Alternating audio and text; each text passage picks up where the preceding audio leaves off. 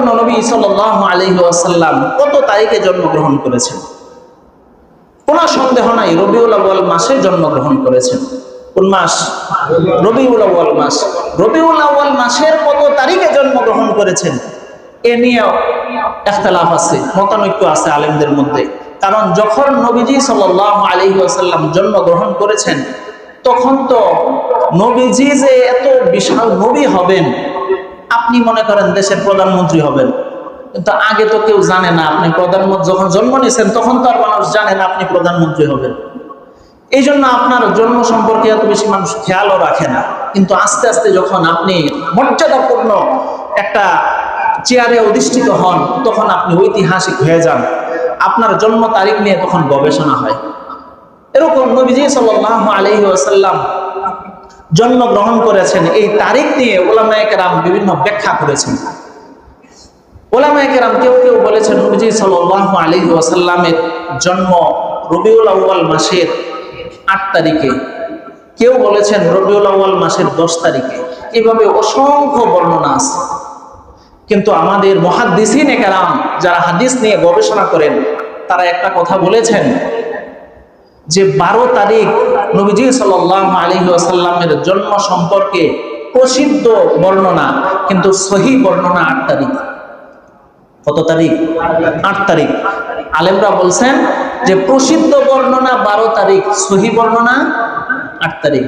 তাহলে নবীজি সাল্লাল্লাহু আলাইহি ওয়াসাল্লামের সহিহ বর্ণনা যদি 8 তারিখ হয় তাহলে আমরা 12 তারিখ কি করি বলেন? 12ই রবিউল আউয়াল সম্পর্কে যে আমরা মিষ্টি খাই, কোরআন ঢাকায় গেলে বোঝা যাবে 12ই রবিউল আউয়াল সম্পর্কে কত প্রকারের মিষ্টি আর কত প্রকারের জিলাপি মসজিদগুলোতে। আমরা একটু এ সম্পর্কে আলোচনা করি। মিলাদুন নবী, ঈদে মিলাদুন নবী। ঈদ মানে আনন্দ, মিলাদ মানে জন্ম, নবী মানে নবী মুহাম্মদ সাল্লাল্লাহু আলাইহি ওয়াসাল্লাম। পুরাটার অর্থ কি? নবীজি সাল্লাল্লাহু আলাইহি ওয়াসাল্লামের জন্ম উৎসব ঈদে মিলাদুন নবী। ঈদ আনন্দ, এই যে আনন্দ, ঈদ মানে কি? আনন্দ। ইসলামে আনন্দ কয়টা? ইসলামে আনন্দ কয়টা? হযরতে আনাস রাদিয়াল্লাহু তাআলা আনহু থেকে বর্ণিত, তিনি বলেন নবীজি সাল্লাল্লাহু আলাইহি ওয়াসাল্লাম মদিনায় যখন আগমন করেছেন, কাদিমা রাসূলুল্লাহ সাল্লাল্লাহু আলাইহি ওয়াসাল্লাম আল মাদিনা, আল্লাহর নবী সাল্লাল্লাহু আলাইহি ওয়াসাল্লাম যখন মদিনায় আগমন করেছেন, ওয়ালাহুম ইয়াওমানে ইয়ালআবুনা ফীহিমা, তখন ওই সময়ে নবীজি এসে দেখলেন 2টা দিন এমন আছে মদিনার মানুষ এই 2 দিন খেলাধুলা আনন্দ ফুর্তি করে। কয়দিন? 2 দিন। নবীজি সাল্লাল্লাহু আলাইহি ওয়াসাল্লাম 2 দিন এমন দেখলেন যে তারা আনন্দ ফুর্তি করে।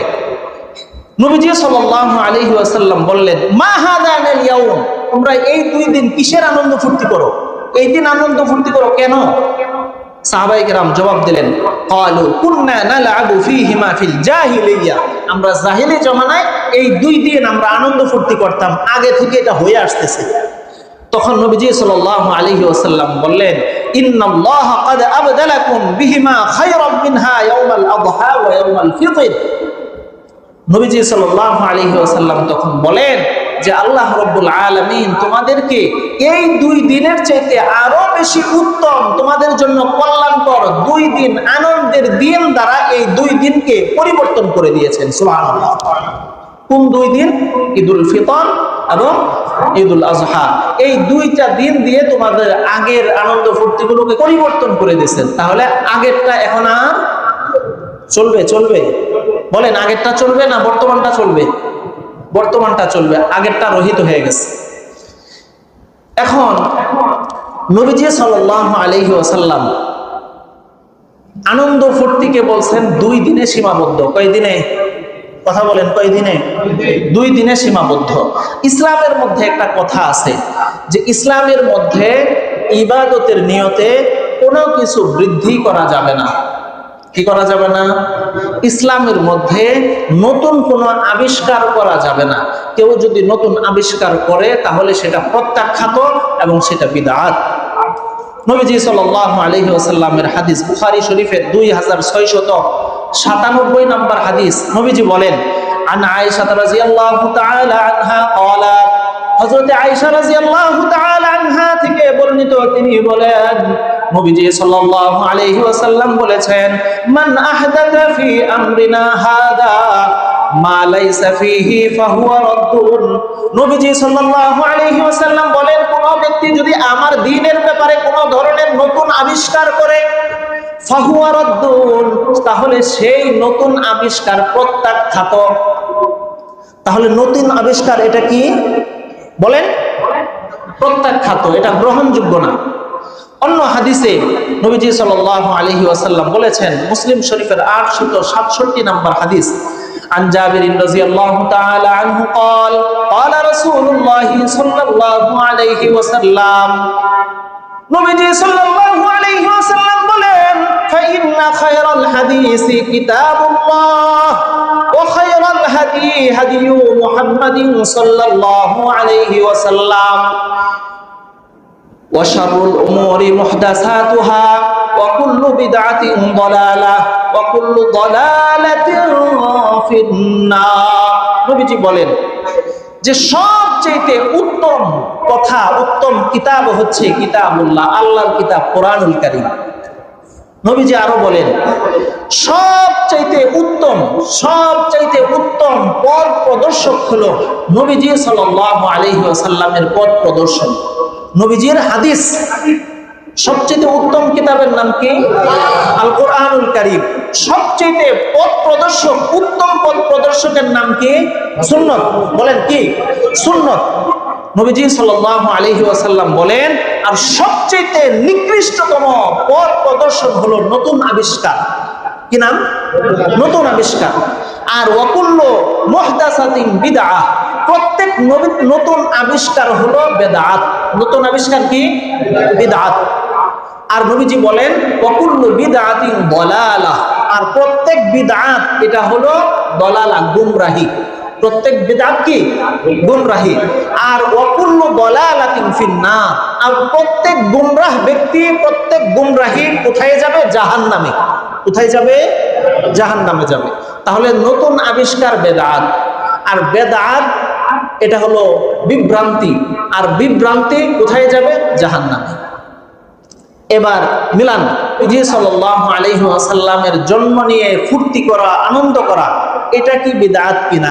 এটা নতুন আবিষ্কার কিনা? কিতাবের মধ্যে এসেছে আল ইতিবার, আল মাওয়াইজ ওয়াল ইতিবার নামক কিতাবের এসেছে, এই আবিষ্কারটা সর্বপ্রথম শিয়াপন্থী ফাতেমির রাষ্ট্রপ্রধান যারা ছিল, 297 হিজরিতে তাদের শাসনকাল শুরু হয়েছে।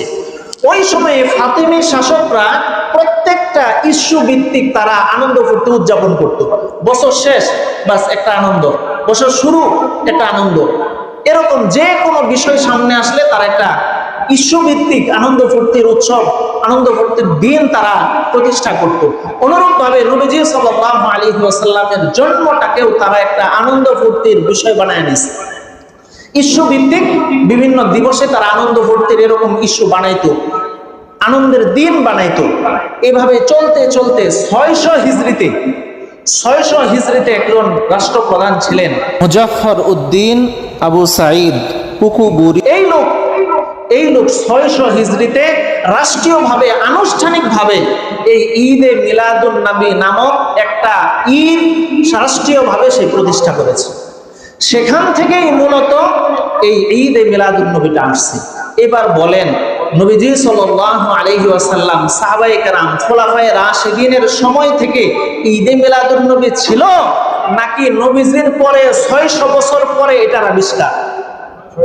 কত বছর পরে? আবার বলেন। নবীজি বলছেন, যেই ব্যক্তি আমার দ্বীনের মধ্যে বৃদ্ধি করবে, এটা কি?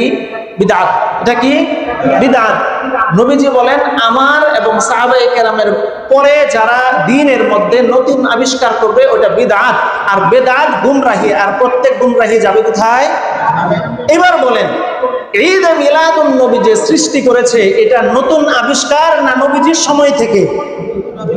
তাহলে নতুন আবিষ্কার এটা কি? গুমরাহি। নতুন আবিষ্কার কি? গুমরাহি। আর গুমরাহি কোথায় যাবে? এবার বলেন, ঈদে মিলাদুন নবী উপলক্ষে যারা বিভিন্ন ধরনের উৎসব করে, এগুলো কি হক না গায়রে হক? বলেন হক না গায়রে হক? বলেন হক না গায়রে হক? গায়রে হক। এগুলো ইসলামের নামে, এগুলো ইসলামের মধ্যে নাই। যারা এগুলো করবে, দেখবেন যেই সমস্ত লোকেরা ঈদে মিলাদুন নবী নামক বিভিন্ন ধরনের জশ্ন জুলুস করে, বিভিন্ন ধরনের ঈদে মিলাদুন নবী উৎসব করে, যারা র্যালি দেয়, পাকিস্তান থেকে একটা নিয়ে আসে একটা র্যালি দেওয়ার জন্য, পাকিস্তান থেকে ইয়ামুড়া একটা নিয়ে আসে, ইয়ামুড়া নিয়ে এসে সে একটা ট্রাক সাজায়া, ফুল দিয়া সাজায়া ওইটার মধ্যে সে বসে, তাকে এত মালা পরায় তার চেহারাও দেখা যায় না। দেখছেন তার চেহারাও দেখা যায় না। সম্মানিত হাজরিন, তাহলে ঈদে মিলাদুন নবী উপলক্ষে উৎসব করা, আনন্দ করা, এটা কি ইসলাম এলাও করে নাকি ইসলামের বিপরীত? ইসলামের বিপরীত। নবীজি সাল্লাল্লাহু আলাইহি ওয়াসাল্লাম বলেন যে কোন এলাকায় যদি, কোন সমাজে যদি বেদাত প্রতিষ্ঠিত হয়, তাহলে এই বেদাতের মাধ্যমে সুন্নত উঠে যায়। কি উঠে যায়? নবীজি সাল্লাল্লাহু আলাইহি ওয়াসাল্লাম বলেন, মান আহদাসা কওমুন বিদআতান ইল্লা রুফিআ মিসলাহা মিনাস সুন্নতি। নবীজি সাল্লাল্লাহু আলাইহি ওয়াসাল্লাম বলেন, যে ব্যক্তি যে এলাকার মধ্যে একটা বিদআত সে আবিষ্কার করবে, রুফিআ মিসলাহা মিনাস সুন্নতি, ওই বিদআতের কারণে একটা সুন্নত উঠে যাবে, একটা সুন্নত উঠে যাবে। এই যে আমাদের মধ্যে এখন সুন্নতের আমল নাই, সুন্নতের আমল নাই কেন? আমাদের সমাজ বিদআতে ভরে গেছে, সুন্নত আমাদের মধ্যে নাই। আছে নাম দেওয়াতে কিছু সুন্নত আছে, আমরা সুন্নতের মধ্যে নাই। আমরা যদি জিজ্ঞেস করি কয়জন মিসওয়াক করি, আমরা দেখা যায় খুব অল্প সংখ্যক মানুষ মিসওয়াক করে, অথচ এটা যে সুন্নত এটা কে না জানে। মিসওয়াকের সাথে যদি নামাজ পড়ে 1 রাকাতে 70 রাকাত সওয়াব হয়, এই জিনিসটা কে না জানে। এরপরেও এই আমলটা করতে বহুত কষ্ট, এত কষ্ট, বাপরে বাপ।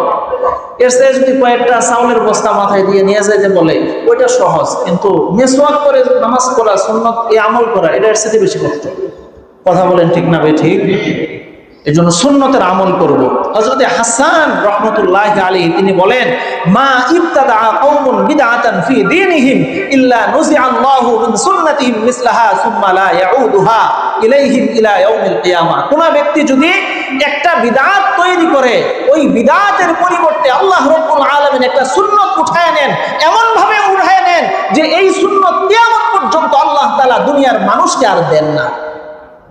কত ভয়ানক কথা, নাউজুবিল্লাহ বলেন। এজন্য আমরা কি বিদআতের পথে চলবো না সুন্নতের পথে চলবো?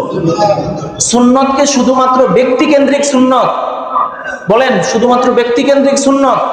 সুন্নত কি শুধুমাত্র মসজিদে থাকে বলেন, নাকি ঘরে থাকে?